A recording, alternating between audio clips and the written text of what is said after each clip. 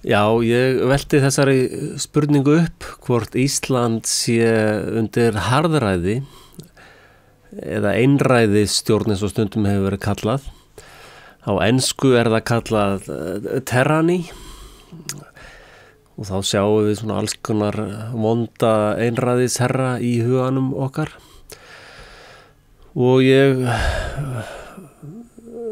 með skjal hérna frá honum gefið út af John Rowland sem stjórnarskrá lögfræðingur og hann hefur gefið út þetta skjal Principles of Tyranny eða í beinni íslenskri þýðingu meginreglur af harðræði eða einræðisstjórnum.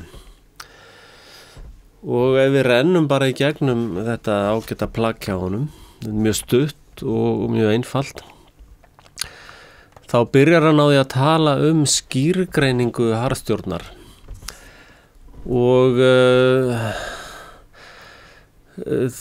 skýrgreining á harðstjórn eða einræðisstjórn stjórnun sem hefur ekki fullt lögmæti. Stjórn sem hefur ekki verið kosin af heilindum, sem sagt þeir sem hafa verið kosnir hafa meira og minna verið að ljúga, þeir hafa ekki gefið upp hagsmunatengslin sín, þeir hafa ekki greint frá allum í hvers konar leynifélögum þeir eru félagar í, þeir hafa ekki gert grein fyrir sér. Það ólöglegt vald. Og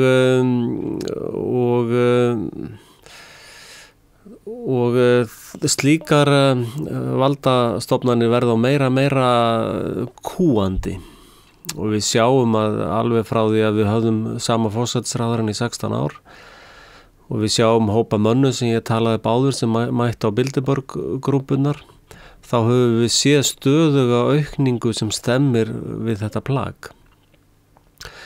Og það sem gerist að það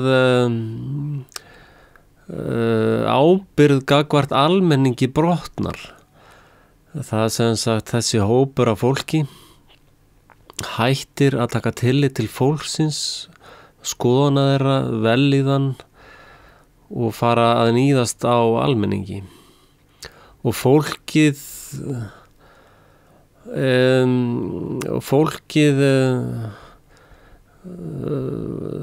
missir aðferð til að taka þessa kalla frá valdastöðum.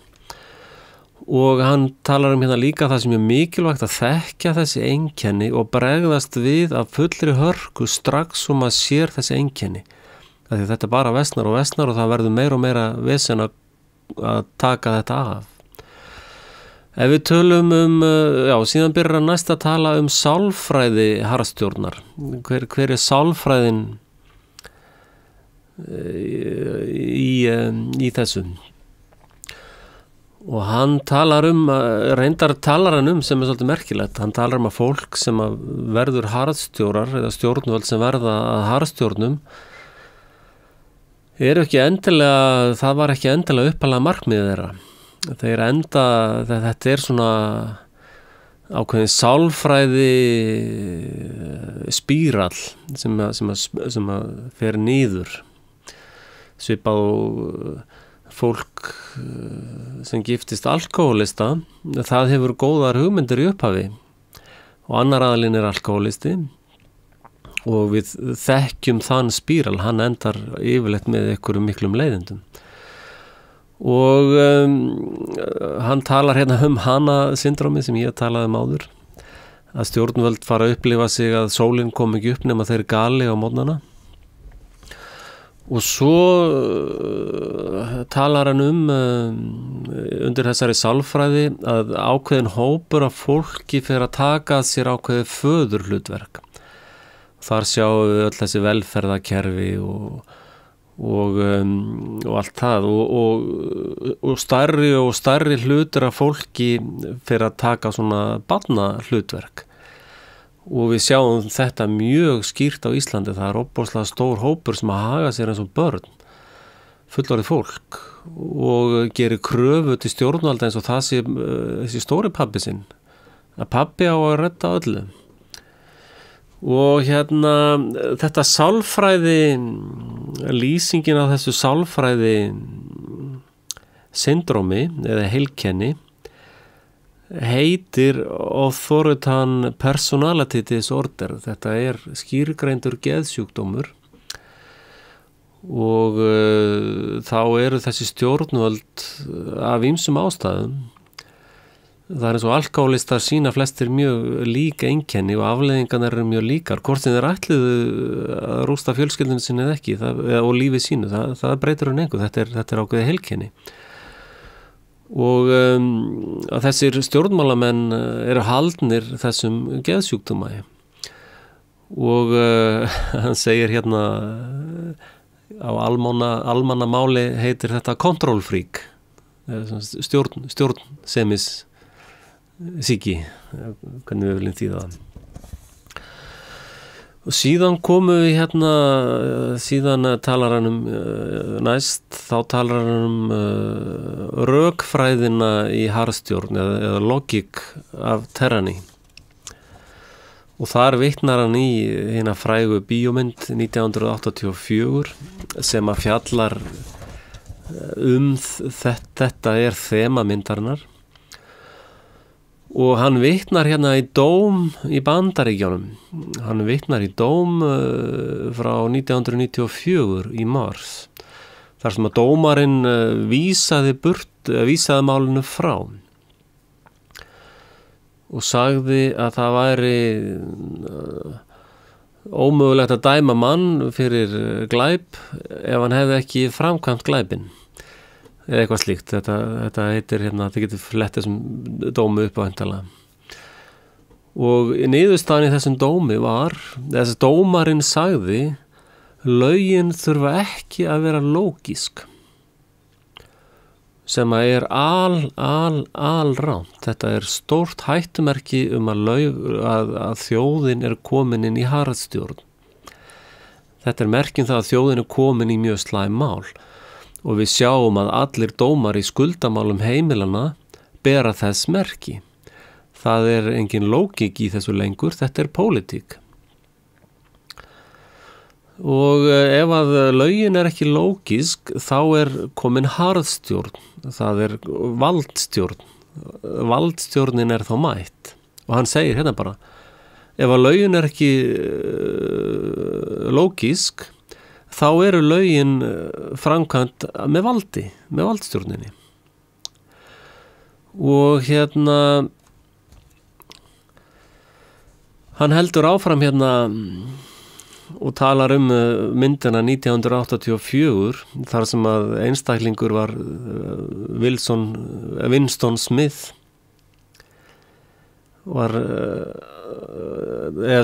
það var einstaklingur neyddur til þess að viðurkenna það að 2 + 2 var 5. Og það svona Orwellian dæmið að fólk þvingað til þess að segja að 2 + 2 séu 5. Síðan fer hann inn á aðferðafræði harðstjórnar. Hvernig þetta framkvæmt?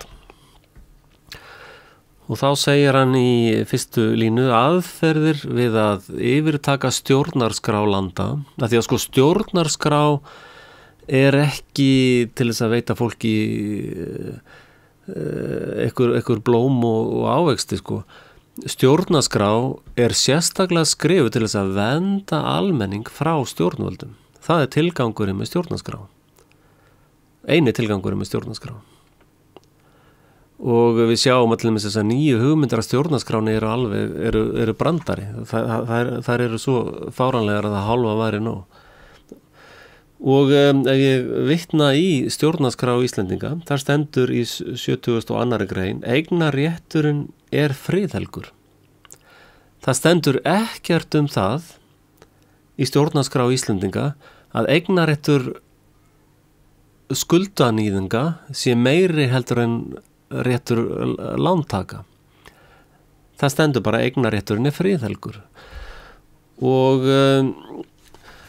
þessi framkvæmd sem í dag, það sem að rífa heimilin ofan á fjölskyldu Íslendinga, hlýtur að falla þarna verið að brjóta þessa stjórnarskrá með 2+2 eru sama sem 5 rökum.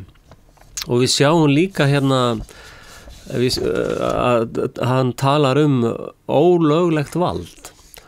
Vald sem ekki hægt að sjá og vald sem ekki hægt að gera grein fyrir. Og það kristallast svo bara í atburðum dagana sem eru núna á Íslandi að við sjáum að ráðherra heyrði í útvarpsviðtali að hún segir að ráðgjafar ríkisstjórnarinnar segja að það sé ekki hægt að fara eftir eignarréttarákvæði stjórnarskrárinnar fyrir almenning. Þessi ráðgjafar segja okkur þetta. En sko, hver kaus þessa ráðgjafa? Þeir voru ekkert í framboðinu hins staðar. En hins vegar hinn kosni ráðherra sem við kusum. Íslendingar kusu sér stjórnvöld og þeir skipuðu ráðherra, ekkert að því, en þessi ráðherra ætlar ekki að taka neina ábyrgð á einu eða neinu. Hann ætlar bara að segja að ég bara hlusta á eitthvað ráðgjaf út í bæ sem bara segja mér þetta. Og þetta fyrir mér fullkomin sönnun fyrir því að stjórnarskrá Íslendinga fallin, sem þýðir að öll stjórnskipunin fallin, sem þýðir að þetta fólk sem situr við stjórnvölin eru glæpamenn. Þeir hafa ekkert löggilt umboð til að stjórna landinu. Hérna fáið þið kannski sjokkið þegar við förum yfir aðferðafræði harðstjórnar eða einræðis. Og ég fekk allavega smá sjokk þegar ég las þetta.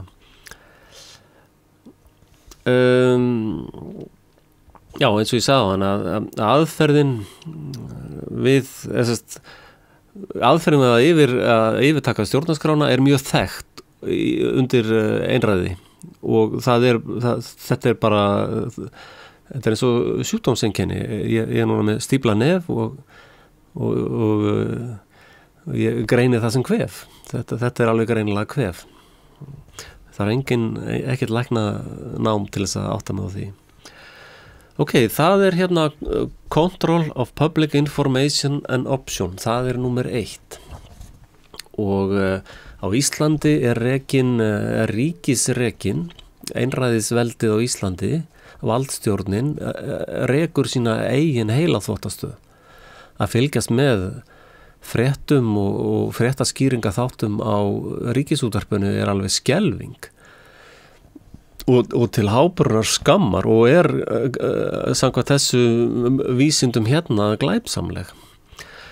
Það byrjar þetta ef við segjum þetta sem númer Control of Public Information and Option, stjórnun á upplýsingum og skoðunum. Það byrjar á því að það haldið eftir upplýsingum. Allar upplýsingar eru ekki gagnsæjar. Og það settar út falskar og misvísandi upplýsingar. Hérna stendur að oft skipa stjórnvöld ráðuneyti propaganda eða áróðursráðuneyti og oftast það kallað almenningsupplýsingar eða public information og við munum öll eftir alltaf þegar við að tala ríkisútvarpið þá alltaf það er svo mikilvægt að hafa svona lýðræðislegt upplýsingatæki eins og ríkisútvarpið Þetta stendur hérna bara í lið númer 1. Þannig að ef ég tekka bara við hérna númer 1 hann stemmir við Ísland. Og hérna þá förum við í númer 2. Það kosningasvindl. Notað til að koma í veg fyrir kosningu endurbótar sinna eða svona aðalega eins og mín. Það kerfisbundin það kerfi á Íslandi sem kemur í veg fyrir að aðilega eins og ég get boðið mig fram til þess að hrista svolítið upp í þessu ógeðu öllu saman. Og þetta sáum við mjög mikið í síðustu kosningum. Síðustu kosninga voru náttúrulega bara úrslitin voru hreinlega fölsuð og það var mjög ábyrg framkvæmd á kosningunum. Við sáum að peningum var dælt til sitjandi stjórnvalda eða stjórnarflokka, þeir fengu hundruði miljóna, þeir fengu hundruði miljóna í vasan til þess að heila þó ykkur og svo sjáum við að Ríkisútvarpinu var beitt miskunnarlaust og þið sjáum nú fleiri vídeó hérna þar sem ég að trillast yfir því. Ríkisútvarpinu var beitt miskunnarlaust til þess að ná fram ákveðnum úrslitum og skoðanakannanir alveg greinilega falsaðar eða stórlega ýktar og þetta var hamrað í þjóðina alveg eftir heilaþvotta uppskriftum. Þannig að liður númer 2, hann passar líka. Þá komum við á lið númer 3 og það sem sagt óeðlileg áhrif einræðisstjórnarinnar, einræðisaflsins á dómstóla og dómara. Og þetta höfum við séð á Íslandi í mjög langan tíma, að dómarar landsins eru skipaði pólitískt, við sjáum að dómar eru fullkomlega pólitískir, við sjáum að allt dómskerfið keyrt á apartheidstefnu eða aðskilnaðastefnu og það hægt að sanna það bara til með reglugerð sem gefum var út af íslensku ráðherra sem segir að ef að ég, ólöglærður, fer í mál við lögfræðing og segir mig ég vinni málið, þá reglugerð sem segir að ég eigi að fá helminginn af málskostnaði á við lögfræðingin. Þetta brot á jafnræðisreglu stjórnarskrárinnar og þetta brot á öllu velsæmi. Þetta er alveg klassískt einræðisríkis element og við sjáum að dómar allavega þeir sem að fylgst með dómaframkvæmd í öllum þessum húsnæðislánamálum og verðtryggingamálum og erlendu lánunum og öllu þessu, ef þetta er ekki næg sönnun fyrir þig að dómstólarnir eru pólitískir á Íslandi og svo kemur háskólasamfélagi og þetta er allt saman sama drullumallið, þá ertu bara steinsofandi eða heiladauður annarkvort. Þannig að númer 3 stemmir við Ísland. Númer 4 eru alls konar skrítin völd sem fara að birtast, völd sem eru ekki sem að kjósendur, almenningur í landinu hefur ekki áhrif á þessi völd.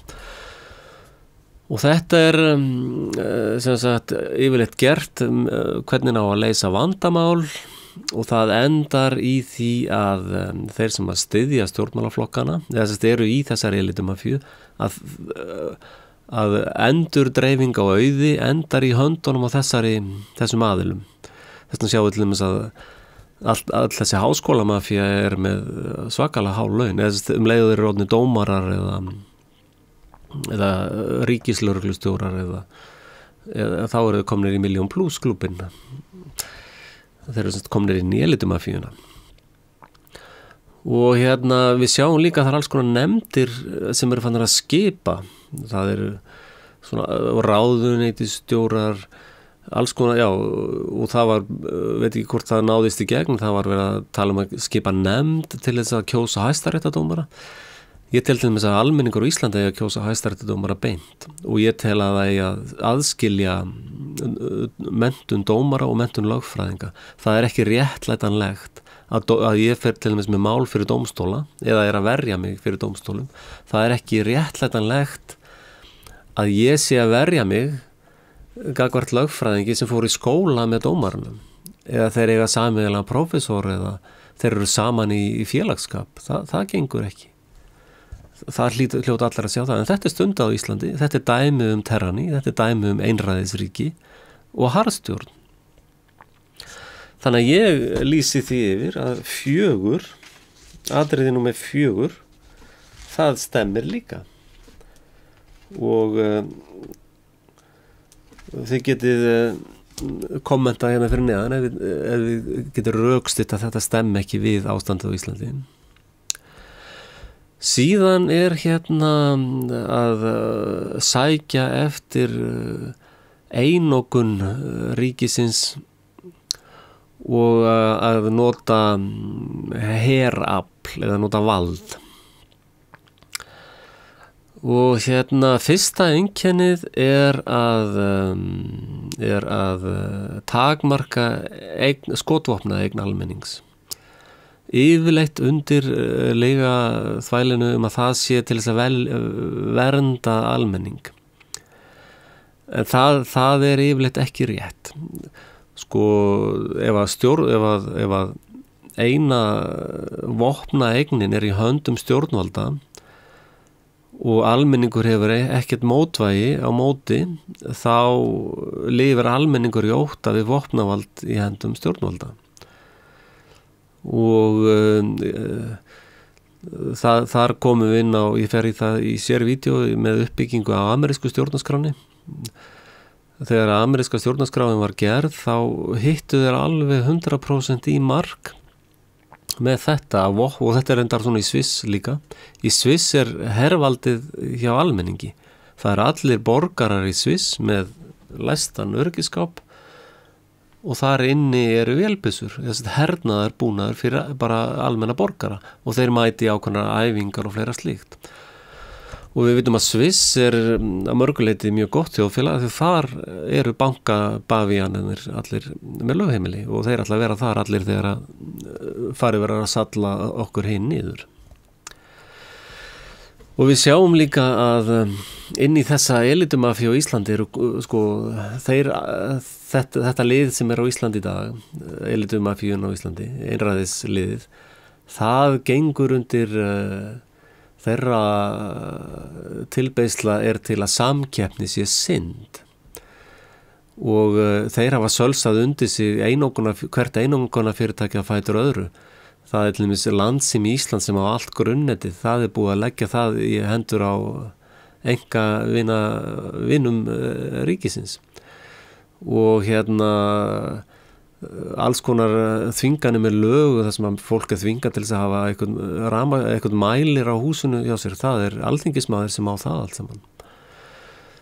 Og þannig að þeir elska einokun og líta á samkeppni sem synd. Þess vegna svo fyndilumst núna þegar ASÍ er að fara í þetta í litlu kallana sem að hafa lent í jafnvel í misrétti, að það er verið að kalla þá kennitöluflakkara, og það er bara psyop, það er bara aðferð til þess að koma veg fyrir samkeppni.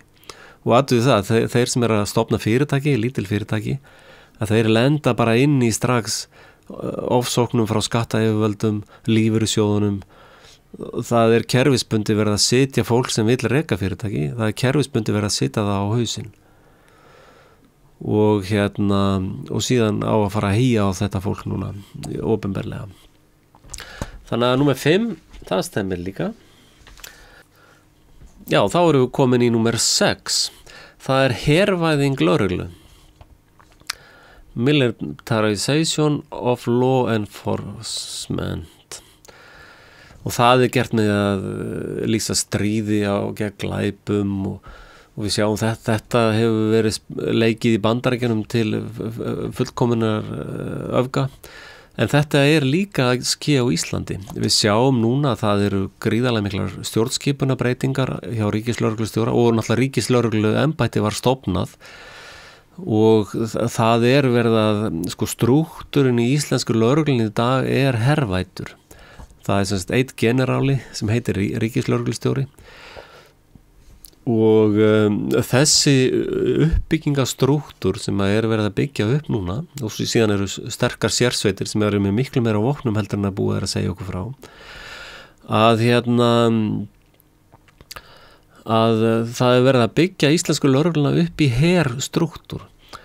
Eðlilegur lögreglustrúktúr er að í hverju þorpi, í hverjum bæ, er lögreglustjóri sem er helst kosin af fólkinu á svæðinu, og fólkið á svæðinu er síðan involverað með lögreglustjóranum í hvernig best er að taka á öryggi bæjarins eða þorpsins eða hvernig það er. Þannig og þannig komum við líka að sína á 5 að einangunarvæða lögregluna og vopnavaldið, valdstjórnina, og sitja það í einn ríkislögreglustjóra er skýr merki harðræðisríki einræðisríki, harðræðisstjórn og einræðisstjórn. Þannig að ég segja 6 smell passar við Ísland og það scary hvað passar vel við Ísland. Já, þá erum við komin í númer 7 að smeygja sér inn í og njósna svona borgaragrúpur, fólk sem að reyna að búa til pólitískt, eða sem að reyna að koma á sínum pólitísku áherslum. Og það mjög erfitt til dæmis fyrir, eins og ég hef aldrei komið fram í ríkissjónvarpinu. Ég hef nú samt verið í alls konar svona pólitísku brölti á Íslandi. Var í hagsmunasamtökum heimilana og bara alls konar bland í poka.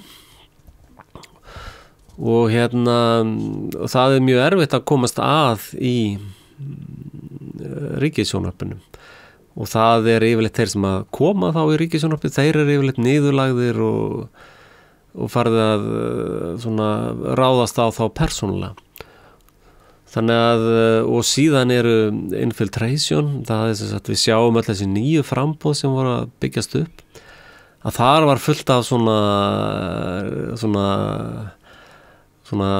skrýmslum sem að mættu þarna á fundin og settu allt upp í háaloft og fóru bara að rífast við fólk og eyðileggja í raun samstöðum átt þessara frambúða. Og það skipulagt.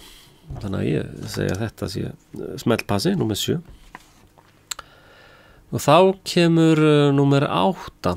Það niðurpressun á rannsóknum og whistleblowers, eða þess að flautuþeyturum. Og rannsóknarskýrsla Alþingis ásamt búsáhalda blekkingunni. Rannsóknarskýrsla Alþingis blekking. Hún var ekki að rannsaka neitt. Hún var bara svona að segja sögu, bara svona Íslandssöguna. Og hugsaðu ykkur að þessar 100 milljóna sem lagðir voru í rannsóknarskýrsluna og öll þessi 6 bindi, þá var niðurstaðan bara já, það voru svona töluverði formgallar á fundasetningum ríkisstjórnarinnar. Og bara já, ok.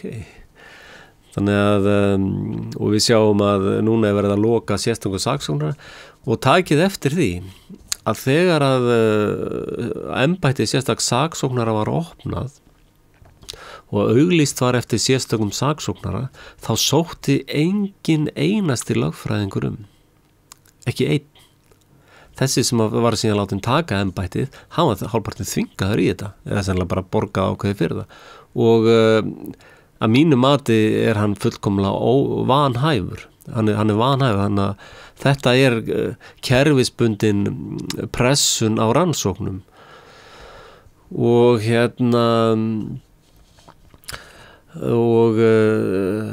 svona flautuþeytarar, til dæmis hvað sé marga flautuþeytara í ríkisútvarpinu, segja frá skömmum ríkisstjórnarinnar. Ekki nema þá ég ekki að tala þegar hægri og vinstri að bítast eitthvað einhverja ríkisbita.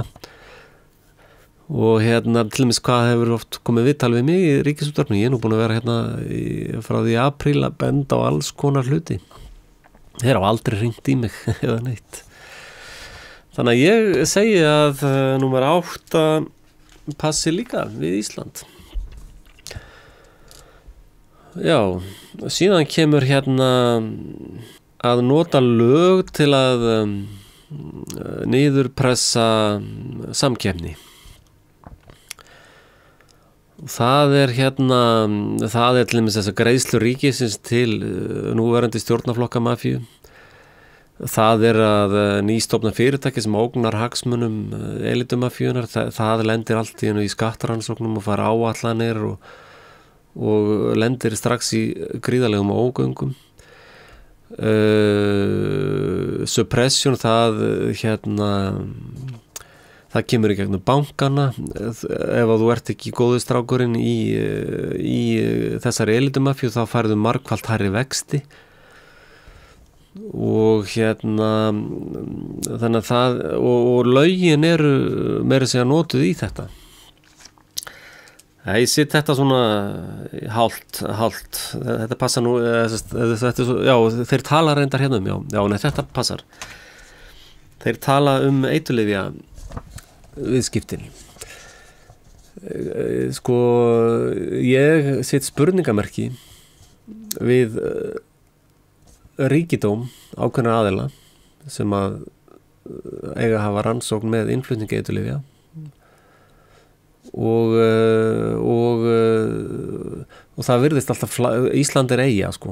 Það ætti nú ekki að vera flókið að stöðva innflæði eiturlyfja til Íslands, en það einhvern veginn misheppnast alltaf. Þannig að ég tel að það sé, og við vitum náttúrulega að CIA, það hrapaði einn svona fangaflugvél hjá CIA og það voru 4,5 tonn af kókaíni um borð, og þessar fangaflugvélar hafa verið að fljúga til Íslands hægri vinstri. Þannig að ég tel, ekki að ég hafi eina einustu sönnun, ég tel að það sé eitthvað í gangi þarna, þannig ég segi já við þetta. Og síðan fer allt í vitleysu með svona endurskoðun og check and balances, að það fer svona allt eftirlit fer í rugl og vitleysu og við sjáum nú bara neytendastofu, fjármála eftirlitið á Íslandi og endurskoðunarskrifstofur á Íslandi sem eru, sko, og ég sannfærður það að þeir sem að unnu hjá Enron við bókhald Enron eru allir komnir til starfa hjá íslensku ríkisstjórninni. Það ekkert bókhald, þetta bara rugl. Bókhaldskerfið sem að prangan og ríkið handónýtt. Þetta bara ónýtt drasl sem að góðu vinnir valdstjórnarinnar seldi þeim. Handónýtt, segir okkur ekki neitt, og þetta á náttúrulega alltaf að vera transparent, en ég held að við getum sett X við það að svona check and balances, eftirlitsstofnanir og eftirlit með öllu handónýtt á Íslandi. Síðan hérna að skapa stétt sem yfir lögin hafin, menn sem eru hafnir yfir lög. Menn sem sita íslenska seðlabankan á hausinn á ekki að rannsaka þá eitthvað, eða á ekki eiga þeir ekki að lenda í neinu vandræðum. Þeir sem sita íslenska ríkið á hausinn, eiga þeir ekki að svara fyrir neitt. Þeir sem að þvo peninga fyrir rússnesku mafíuna í íslensku bankakerfinu, eiga þeir ekki að lenda í neinu vandræðum. Þannig að það á Íslandi mjög stór hópur af fólki sem fullkomlega yfir lögin hafin. Ég sit X við það. Og svo megum ekki gleyma að allir þessir alþingismenn okkar sem að reynast þessar elitimafíu vel, þeir verða allir sendiherrar. Það fá þeir sendiherra að passa og lögin sem eiga við okkur eiga ekki lengur við þá. Þannig að þetta stemmir 100%. Já, þá komum við að lið númer 12. Það stór aukin dependency, það sem sagt stór aukin þörf fólks fyrir stjórnvöld. Það sem sagt allir gerðir dópistar, stjórnvalda dópistar. Allir bíða eftir tjekkanum frá ríkinu. Allir þurfa að fá matarpakkana sína frá ríkinu. Og enginn hefur húsnæði lengur, þannig að allir þurfa að fara til borgarinnar að fá húsnæði, eitthvað leiguhúsnæði hjá borginni. Og það sem sagt kerfisbundið, fólk brotið niður og gert eignalaust með því markmiði að það þurfi að treysta á stjórnvöld. Ef að þið sjáu þetta ekki á Íslandi, þá þið blind. Þannig að ég segi númer 12 stemmir fullkomlega við Ísland. Númer 13, aukin heimska fólks eða public ignorance, heimska, já, eða svona veit ekki,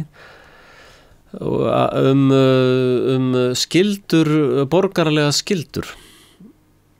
Og svona, ég nenni ekki að fara að kjósa og ég nenni ekki þessu pólitíska vesinni og ég nenni þess ekki, það verður alltaf að rífast eitthvað.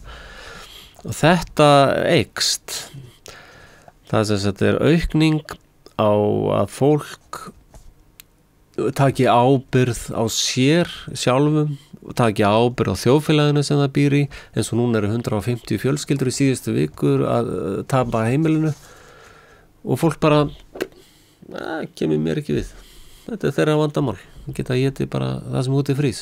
Þetta sem sagt stemmir við Ísland, númer 13.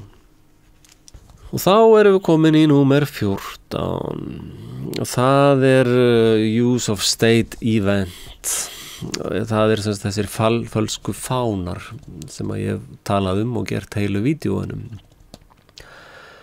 Og það svolítið í gangi á Íslandi. Það til dæmis núna sjáum við það verða mikil athygli hjá heilaþvottastöðinni RÚV á nettröll. Og það svo mikið á vondu fólki á internetinu. Það verður bara að fara að stoppa þetta. Þetta falskur fáni. Það vont fólk allstaðar. Það alveg sem að hvað þú gerir. Þú lendir eitthvað staðar í einhverju vandræðum. En það þýðir ekki að þú fari bara heim og lokið á klósetti og búir þar bara það sem eftir lífsins.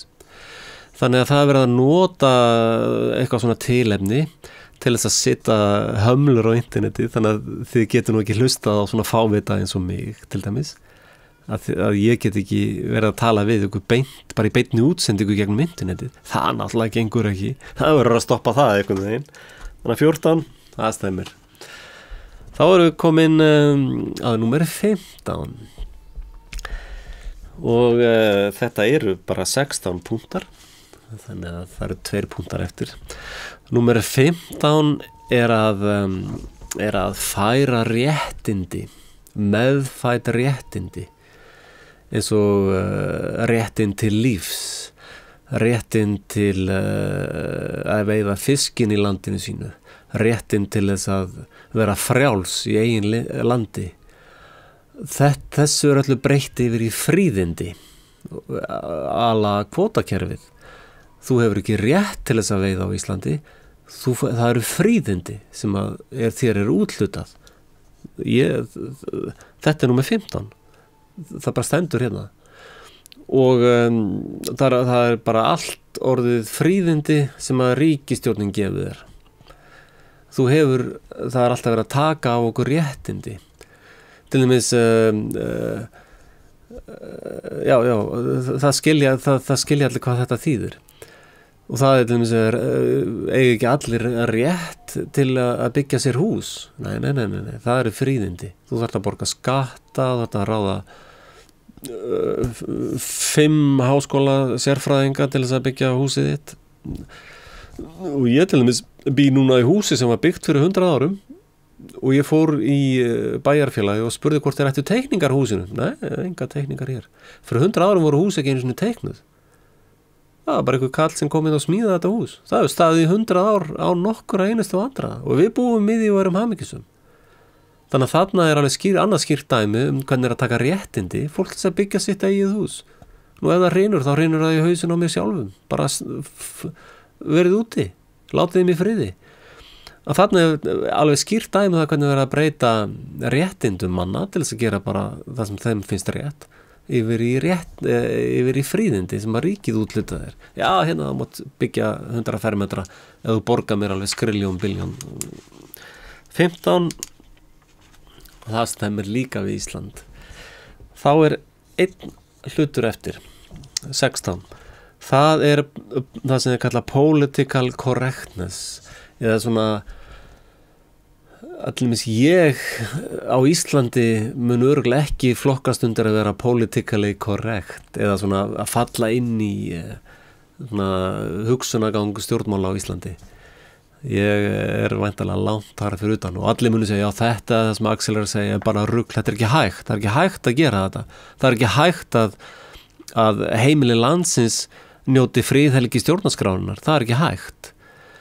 Og þegar við verðum að tala það að leiðrétta lán landsmanna, þess að taka glæbóið af fjármagnseigendunum og gefa aftur til þeirra sem var rænt, það var svona Robin Hood íska, en þá var það bara, já, hver á að borga?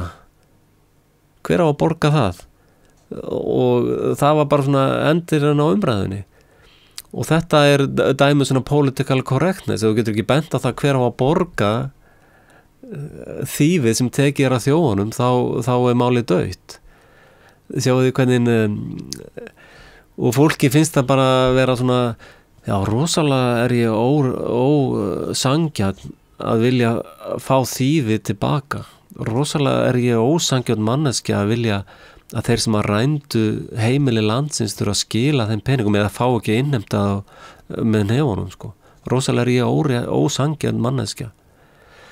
En þessi sömu aðilar þegar að fjármagnseigendum voru bætt að fullu peningar sem þeir hafðu tapað inn á bankareikningum, það var allt sem bara á 15 mínútum var það greitt út, það spurði enginn hver á að borga það, ekki einn einasti. Þannig að ég held að political correctness sé eigi við Ísland.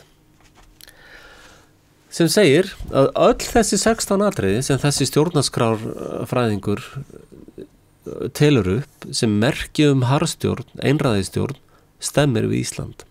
Endilega setjum við komment hérna undir ef að þið er ekki sammála ykkur að því sem ég hef sagt hérna. Endilega.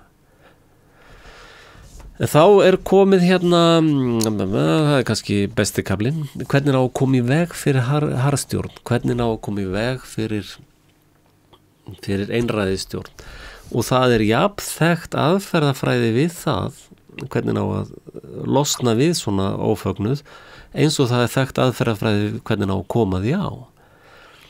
Og það er eiginlega engin umræða á Íslandi um það hvað á að gera í því. Það er hérna, hann segir, það besta sem hægt er að gera er að koma í veg fyrir ástandið, að almenningur grípi inn í strax. Það er best. Við Íslendingar erum svolítið seinari grípi rassinn með það, hér og nú. Og hérna, já, hann fer nú reyndar ekki í neina aðferðir, en það er,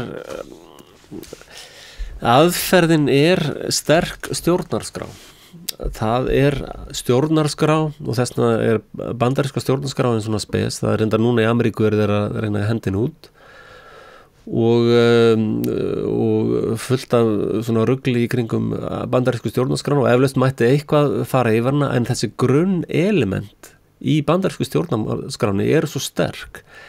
Sko þegar að founding fathers eða feður Ameríku fóru til Ameríku, þá voru þeir að fara frá Evrópu sem var svona kúunar rópa.